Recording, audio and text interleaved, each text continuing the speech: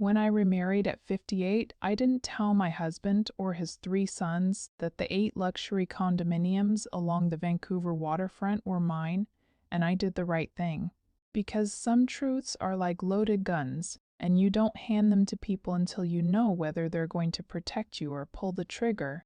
And 2 nights after our wedding, when the champagne bubbles were still clinging to crystal glasses and the roses hadn't started to wilt, Brandon leaned across the table with that confident grin that always felt a little too practiced and asked me what my retirement plan looked like. And Kyle laughed like it was a joke, but his eyes stayed sharp, and Mason watched me like a lawyer waiting for a mistake. And Colton, my new husband, the man who swore he loved me for my kindness and my quiet soul, just stirred his drink and didn't say a word, and in that moment I understood something cold and certain settling into my bones.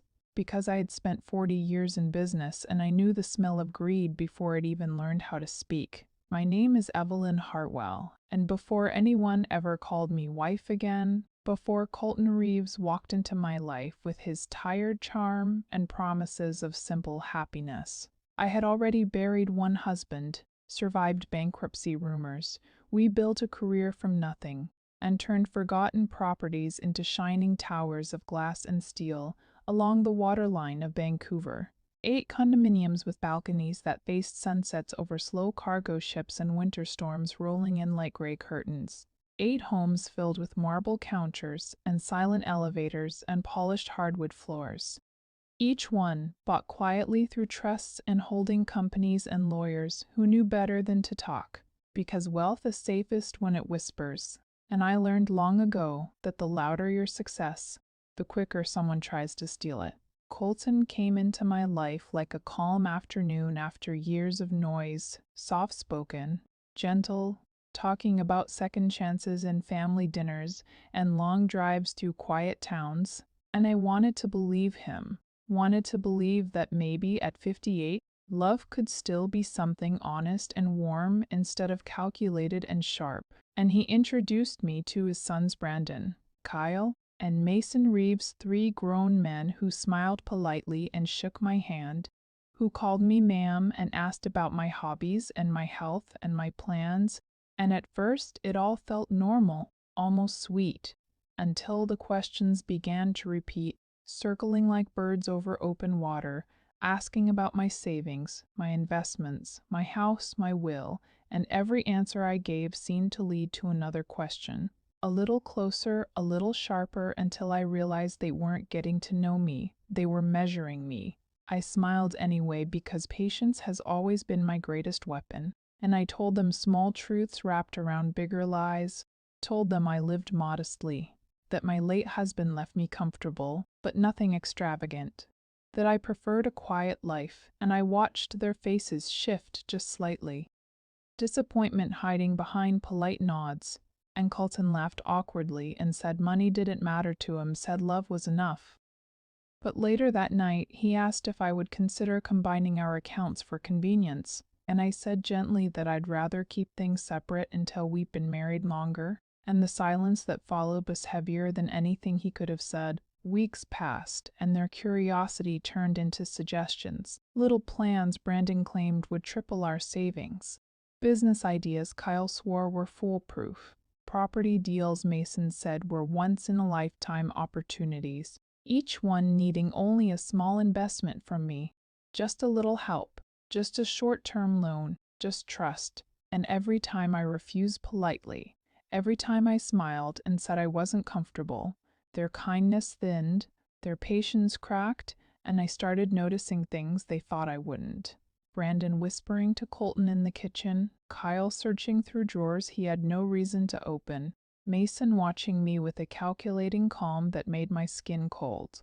One evening, I came home early from visiting an old friend and heard voices in the garage, low and tense, Brandon saying we needed control before she changed her will, Kyle asking how long old women usually live after remarriage, Mason saying accidents happen all the time, and Colton whispering that things shouldn't go that far but sounding more worried about getting caught than about stopping them. And I stood there in the dark hallway, holding my purse against my chest, listening to the future they were planning without me. And something inside me went perfectly still, perfectly clear, because fear fades when certainty arrives. And in that moment, I stopped hoping they would prove me wrong. That night, I didn't cry, didn't confront them, didn't show even a flicker of suspicion. I cooked dinner, laughed at their jokes, kissed Colton goodnight, and when the house was quiet, I opened my old leather planner and wrote down every word I had heard, every look I remembered, every strange moment from the past weeks. And the next morning, I called my attorney, Caleb Dorsey, a man who had protected my assets for 20 years and never once asked a question he didn't need answered. And I told him it was time to reinforce every trust, to secure every deed, to install cameras and alarms, to make copies of documents and store them where no one could reach them. And he didn't ask why. He just said he'd start immediately, because he knew the tone in my voice meant war. I watched Colton and his sons after that, with a calm they mistook for ignorance, listening to their whispers, their jokes about inheritance, their irritation when I refused to sign papers they said were routine, and I smiled softly and made them coffee and pretended not to notice Brandon's anger growing, Kyle's charm turning sharp, Mason's silence turning heavy, and every night I wrote in my notebook, building a record of their greed piece by piece. Because truth, when documented carefully, becomes a blade sharper than any lie.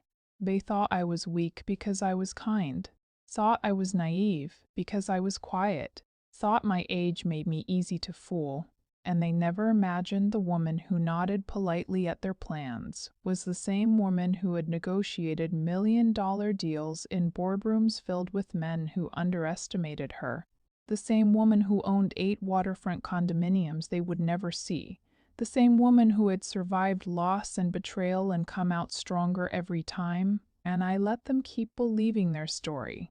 Because the best revenge is never rushed. It is prepared slowly, carefully, until the moment it arrives like a storm no one can escape. And as winter winds began to sweep across the water in Vancouver, rattling the glass balconies of buildings they didn't know were mine, I stood in my quiet kitchen watching snow fall through the window, thinking about patience, thinking about justice, thinking about the day Colton and his sons would finally understand that love isn't weakness, kindness isn't stupidity, and the woman they tried to corner had been 10 steps ahead of them from the very first smile. The morning after I called Caleb Dorsey, I woke before sunrise with a calm so sharp it almost felt like joy. Because once a plan begins, fear finally has somewhere to go. And I lay there beside Colton, listening to him breathe, thinking about the version of him I had fallen for. The man who held my hand in quiet restaurants and talked about second chances. And I wondered if that man had ever really existed, or if he was only a mask worn until he thought my guard was down. And the answer came quietly when his phone buzzed on the nightstand and I saw Brandon's name flashing with a message that read, "She said no again. We need another way." I didn't touch the phone, didn't need to because the truth had already spoken louder than any proof, and I slipped out of bed, made coffee, and watched the winter sky brighten over our little street while pretending everything was normal. Because pretending is the strongest camouflage in a house full of hunters. And when Colton came into the kitchen, he kissed my cheek and asked if I'd thought about his idea of putting my house into a joint trust for convenience, and I smiled gently and said I wanted to talk to my lawyer first. And the flicker of annoyance that crossed his face lasted less than a second, but it was enough to confirm what my heart already knew. By noon, Caleb had called back to tell me cameras were scheduled, accounts were secured, and every property I owned in Vancouver was now shielded behind legal walls so complicated no greedy hand could reach through them.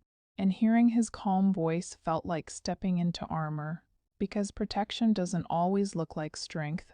Sometimes it looks like paperwork and quiet signatures. And I thanked him and hung up just as Kyle walked into the living room with that friendly grin that never fooled me anymore, talking about a small opportunity that needed only $50,000, a short-term loan, a sure return, a chance to build family wealth together, and I told him sweetly that my savings were tied up in certificates that couldn't be touched, and his smile tightened like a rope pulled too hard. The pressure grew after that, polite at first, then heavier. Brandon showing up unannounced with business plans, Mason asking about my will like it was casual conversation, Colton sighing about medical bills and retirement worries, each one pushing, testing, hoping I would crack, and I kept smiling, kept cooking dinners, kept acting like a grateful wife, writing everything down in my notebook after they left, every word, every tone, every look, because evidence is patient, and I had learned in business that the person who keeps records always wins in the end. One Friday night, they thought I was asleep when they gathered in the den, and I heard Brandon say we should convince her to refinance the house. Kyle saying maybe we could scare her about taxes. Mason asking what happens if she dies without changing her will, and Colton saying we just needed time. That I trusted him, and something inside me went perfectly cold, not with pain, but with clarity, because trust, once broken, never returns the same. And I realized then that I wasn't just protecting money, I was protecting my dignity, my memories, the life I built from ashes after my first husband died, and no one was going to steal that from me while I smiled politely.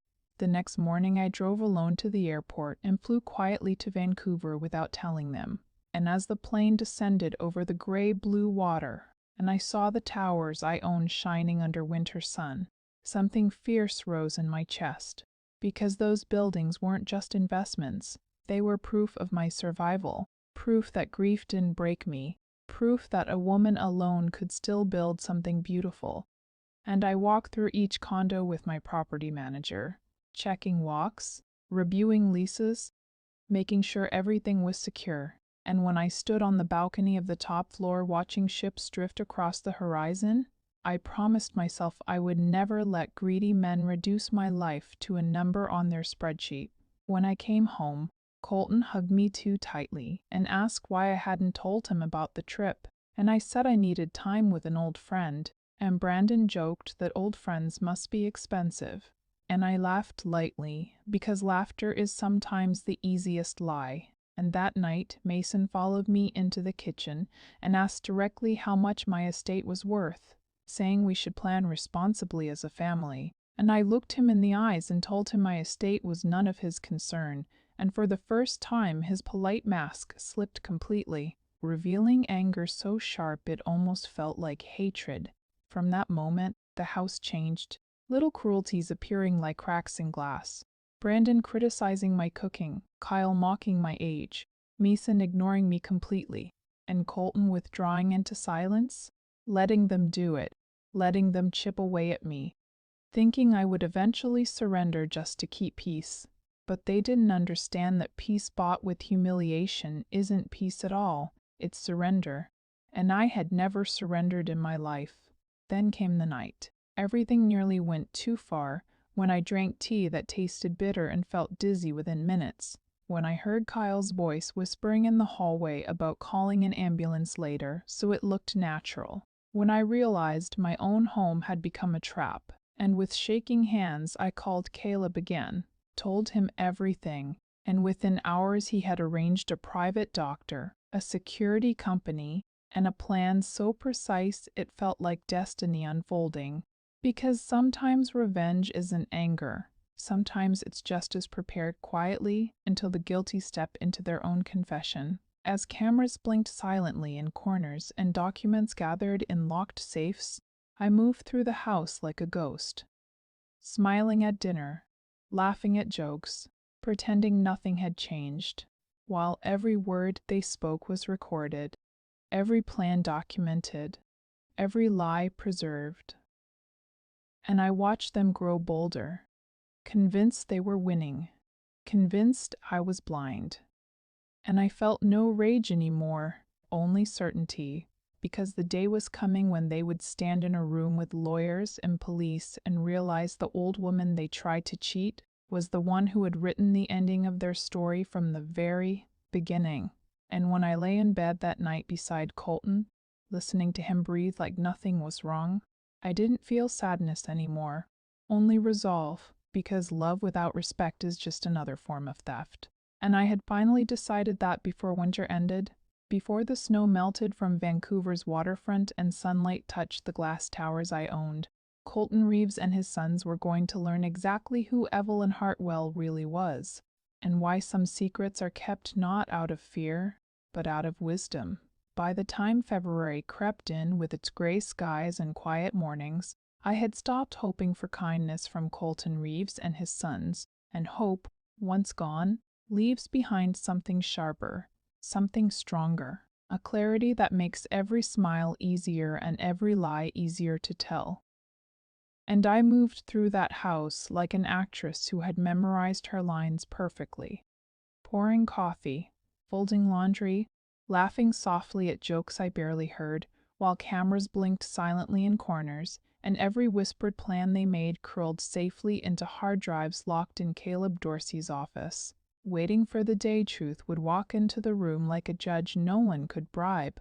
Brandon was the first to grow careless, because men who believe they are smarter than you always rush their victory, and one afternoon he cornered me in the garage, talking about how hard things were for Colton, about debts and obligations, about family responsibility, his voice smooth but tight, and then he leaned closer and said maybe I should consider signing over my house to Colton, so taxes wouldn't eat away at it. And I smiled sweetly and told him I had already arranged everything with my attorney years ago, and he froze, his confidence cracking for just a second, and I saw panic flicker through his eyes before he masked it again with that fake grin. Kyle tried charm instead, bringing flowers, cooking dinner, calling me mom in a voice that sounded rehearsed, telling me he wanted us to be close, asking gently if I would help him start a small business. And when I said I didn't have extra funds, his kindness evaporated like mist under sun, replaced by cold silence, and he stopped looking at me unless he needed something. And the house felt heavier each day, thick with resentment, thick with plans they thought I couldn't hear. Mason stayed quiet, watching, calculating, and it was Mason who scared me most, because loud anger can be predicted. But quiet ambition hides knives behind polite smiles. And one night, I caught him in Colton's study, photographing documents from my desk, and when I asked what he was doing, he said he was looking for stamps, said he thought I wouldn't mind, and I nodded calmly and walked away, because anger would only warn him, and I needed him careless, needed him bold enough to cross lines he could never uncross. Colton changed too. Not suddenly, but slowly, like rust spreading across steel, his laughter fading, his patience thinning, his love sounding like obligation. And one evening, he asked me straight out if I would add his name to my insurance policies. Said it was only fair in marriage. Said couples share everything. And I looked at him quietly and asked if he would sign a prenup protecting me the same way. And he laughed sharply and said, "Trust shouldn't need contracts." And that was the moment I knew the man I married loved security more than he loved me. I kept notes every night, pages filled with dates and words and small cruelties, a record of how love turned into calculation, how smiles turned into demands. And sometimes I sat in my study holding that notebook, remembering the glass towers in Vancouver glowing under winter sunsets, remembering signing their deeds with steady hands, remembering promising myself that no one would ever take what I built. And I felt calm again because I knew my strength didn't come from money. It came from patience. The first real crack in their plan came when Brandon convinced Colton to push harder, and they sat me down at dinner with documents already printed, talking about a joint investment account, talking about simplifying finances, talking about love and trust and family, their voices soft but urgent, and I listened quietly until they finished, then asked a single question about the company they wanted me to invest in, a question so simple any honest man could answer, and they stumbled, glanced at each other, changed the subject, and I smiled gently and said I needed more time, and Brandon slammed his fork down harder than he meant to, his temper finally breaking through his mask. After that night, they stopped pretending kindness entirely. whispers replacing smiles, cold stares replacing jokes, and Colton barely spoke unless he was asking about money. And I felt grief then, not for them, but for the dream I had believed in. The idea that love could be simple at my age, and I let myself cry once, quietly, in the bathroom with the faucet running so no one would hear, and when the tears stopped, something inside me hardened permanently. Because sadness is the last step before strength. Caleb called me the next morning and said the recordings were clear, the evidence strong enough to prove fraud, conspiracy, even attempted poisoning if needed. And hearing his calm voice felt like standing on solid ground again. And he asked if I wanted to confront them soon. And I said not yet, because I wanted them to push further, to reveal everything, to step so far into their greed they could never pretend innocence again. The opportunity came sooner than I expected. When Mason suggested a weekend trip to a lake house Brandon claimed he had rented, saying it would be good for family bonding, good for fresh starts, and something in his tone made my skin crawl. Because generosity from greedy men always has a price, and I agreed anyway, smiling sweetly. Because traps work both ways, and I had already arranged for a private investigator to follow us quietly, for a doctor to stay on call, for Caleb to be ready with police if anything went wrong. That night before the trip, I walked through the silent house, touching familiar walls, thinking about every moment that had led me here, about trusting Colton, about hoping for kindness, about building a life strong enough to survive betrayal. And I stood at the window watching snow fall under streetlights, whispering to myself that this would end soon, that justice was coming, that truth would finally be louder than their lies, and I felt something close to peace, because revenge, when it is righteous, doesn't feel like anger. It feels like balance returning to a world that tried to tip against you. And as I packed my suitcase quietly, folding clothes with steady hands, I knew the lake house weekend would change everything, because Colton Reeves and his sons believed they were taking me somewhere isolated and vulnerable. But they had no idea. They were walking straight into the moment when Evelyn Hartwell stopped pretending to be harmless and showed them exactly how dangerous patience can be. The weekend at the lake house began under a bright winter sun that glinted off the icy water, and from the moment we drove out of the city, I could feel the tension coiling in the car like a snake ready to strike. Brandon was eager, talking non-stop about plans, investments, futures, all of which assumed I would comply without question. Kyle kept flashing fake smiles, trying to charm me into agreeing to ideas I had already declined, and Mason sat quietly in the back, eyes narrow, calculating, watching every flicker of expression, every subtle hesitation, every tiny reaction, as if he were mapping me in advance. Colton drove, nervous, apologetic, trying to act normal, and I let him think he was still in control while I observed everything. When we arrived at the lake house, I noticed immediately the subtle ways they tried to assert ownership. Brandon checking the locks, Kyle inspecting the appliances, Mason walking through each room silently, as if memorizing weaknesses, and I allowed it, pretending interest in the layout, nodding, smiling politely, asking questions only to encourage them to talk, because the more they revealed, the more evidence I collected, the deeper they dug the hole they would one day fall into. That evening, after dinner, I suggested we all take a walk along the frozen shoreline. It was a simple idea, but walking alone, or seemingly alone, often loosens tongues. Brandon started talking about taxes, about refinancing, about moving forward together as a family, and I listened quietly, nodding just enough to keep him talking, while Mason and Kyle added little comments about timing and opportunity, and Colton, pale and anxious, asked me if I thought we should take this slowly, if we should really push their ideas through. I smiled gently and said I always consider all options carefully, letting my voice hold calm authority, letting them hear the words but not the intention, because perception is everything. Later that night, I retired to a guest room under the guise of fatigue, From there, I monitored their movements via the cameras Caleb had installed, listening to whispered conversations, hearing Brandon argue with Kyle over the best way to convince me, hearing Mason suggest subtle threats and psychological pressure, and hearing Colton beg them to stop before it escalated. His voice tired and weak, I sipped tea quietly, knowing every word, every plan, every strategy they plotted was already part of the evidence I would use to bring them to their knees. The next morning, I arranged a small accidental mishap that appeared innocent on the surface, a slightly misdirected note, a subtle comment to the property manager about winter maintenance needing attention, minor delays in schedules, all planned to push the Suns into action without their realizing it.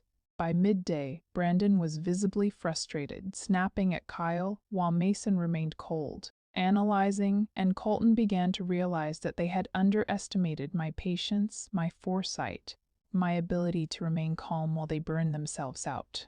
It was during lunch that I finally revealed a fraction of my power. I spoke casually about the Vancouver condominiums, mentioning one as if it were a minor investment, just a property I had bought years ago, nothing special. The effect was immediate. Brandon and Kyle froze. Mason's silence grew heavier, and Colton's jaw tightened. I let the moment linger, allowing their panic and disbelief to become evident, letting them realize that the wealth they had imagined manipulating out of me was untouchable, legally secured, untarnished by any of their schemes. Over the next 2 days, I subtly increased pressure. I left envelopes with property statements casually visible. I allowed phone notifications from my lawyer to pop up on the table where they could see. I made small mentions of audits, insurance policies, and trust agreements, all phrased as casual conversation, all designed to make them question their next move. Brandon started arguing with Kyle about what they should do. Mason stayed silent but increasingly tense, and Colton, exhausted, began to grasp that their greed had blinded them to reality. By the end of the weekend, the pattern had become clear. The Suns were divided, bickering over strategy, exposing greed, ignorance, and desperation. Colton's authority was gone. He had tried to mediate but had failed, and I, Evelyn Hartwell, observed it all calmly, making careful notes, documenting their every misstep, waiting for the moment when the trap I had set would close completely. On the drive back to the city, I allowed a casual comment to slip about a surprise inspection of one of the condos the following week, and the reaction was instantaneous. Brandon tightened his grip on the steering wheel, Kyle's face paled, Mason's eyes narrowed, and Colton glanced at me nervously, realizing they were fully exposed, their desperation obvious. And I smiled quietly to myself, knowing that the seed of panic I had planted had begun to sprout, that the weekend had strengthened my position, that every step they took now would lead further into the web I had spun so carefully over months of patience and quiet observation. When we returned home, the tension hung like a thick fog. I poured wine for everyone, laughed softly, shared small stories, acted entirely innocent, while inside I felt the satisfaction of a plan proceeding flawlessly, knowing that in a few short weeks, the truth of my power, my foresight, and their failures would be undeniable. The right time to strike had not yet come, but it was near, and I, Evelyn Hartwell, had never been more ready to show them what true strength and revenge looked like. The week after the lake house weekend, the house felt different, heavier, colder, silent in the spaces where laughter had been faked. Brandon's confidence had cracked. Kyle's charm had turned brittle. Mason's calculation had become anxious, and even Colton seemed to shrink under the weight of the truth they had refused to see. I moved through the house like a queen in her court, calm, poised, knowing exactly what each of them had planned, exactly where they had misstepped, and exactly how I would turn their own greed against them. The confrontation began at dinner, intentionally orchestrated. I had invited them to the dining room, lights warm, table set simply but elegantly, and I let them think it was a normal family meal. Brandon began immediately, pressing for explanations about my properties. trying to coax me into a discussion about refinancing, joint accounts, and shared investments. Kyle smiled. Mason's silence hung like a sword over the table, and Colton tried to mediate weakly as if he could soften the storm. I sipped my wine and let them speak. Every word, every hesitation, every inflection had already been captured, documented, and stored safely. And then I began to speak, calmly, slowly. "You've all assumed a lot," I said, letting my eyes meet each of theirs in turn. "You've assumed I'm naive, that I'm weak, that I would allow fear or charm to sway me. You've assumed you could manipulate me, that your greed would go unnoticed, that your plans would succeed." Brandon's grin faltered. Kyle's hand twitched nervously near his glass. Mason's jaw tightened. Colton's breath caught. "I am neither naive nor weak," I continued. "And everything you've said, everything you've plotted, has been recorded. Every threat, every manipulation, every plan to take what is mine without permission, all of it is documented and secure." I slid a set of folders toward the table. Each son opened one and froze. Legal documents, emails, recordings, and notes proof beyond doubt of every attempt they had made to control, manipulate, or intimidate me. Their eyes widened. Horror and disbelief etched into their faces, because this was the world they had never prepared for, the world where patience and preparation beat cunning and aggression. Brandon stammered first, trying to claim a misunderstanding, a joke, a miscommunication. Kyle tried to laugh it off, calling it a family joke gone too far. Mason, the quietest and perhaps the most dangerous of them, opened his mouth to argue, but the weight of evidence pressed down so heavily he could not speak. Colton's voice broke. "Evelyn, we didn't realize, you didn't realize," I said softly. "Because you assumed a woman you married was a person to manipulate, a prize to acquire, a resource to use. You forgot that I am Evelyn Hartwell, the woman who built 8 luxury condominiums along the Vancouver waterfront, who rebuilt her life after loss, who has watched people underestimate her for decades, and who has never allowed greed to succeed at my expense." Silence followed, the kind of silence that hums with dread, with inevitability, with the knowledge that no lie, no plea, no charm could undo the truth. Brandon's face turned red. Kyle's posture slumped. Mason's hands clenched, his knuckles white. Colton hung his head, finally seeing the sons he raised and loved, and realizing that loyalty and respect could not be commanded, only earned, and that they had failed miserably. I gave instructions calmly. "You will leave the house tonight. You will have no access to my finances, my properties, or my life. Any attempt to contact me or interfere with my estate will be met with legal action immediately. You will sign documents acknowledging these conditions. Failure to do so will result in consequences you cannot undo." They signed, every one of them. Tears, apologies, excuses, they meant nothing to me anymore. Justice does not need emotion, it only needs preparation. And then I revealed the final truth. The condos. 8 towers of glass and steel, all legally mine, untouchable, distant, impossible to claim or sell. Brandon's jaw dropped. Kyle's eyes widened. Mason's silence became a storm of rage inside. Colton, pale and silent, understood fully for the first time that the life he thought he controlled had never been in his hands. Weeks later, I sold 2 of the condos to fund a charitable school for widows, ensuring they had homes, food, and dignity. The others remained securely in trusts, untouchable, a testament to patience, intelligence, and survival. I moved forward in life with quiet power, knowing that revenge is sweetest, not in chaos or shouting, but in preparation, precision, and timing. I walked along the Vancouver waterfront one evening, the glass towers reflecting the orange sunset over calm water, and felt peace. The men who had tried to deceive, manipulate, and steal had learned their lesson, a lesson they would carry for the rest of their lives. I had won without anger, without hatred, only with patience, intelligence, and careful observation.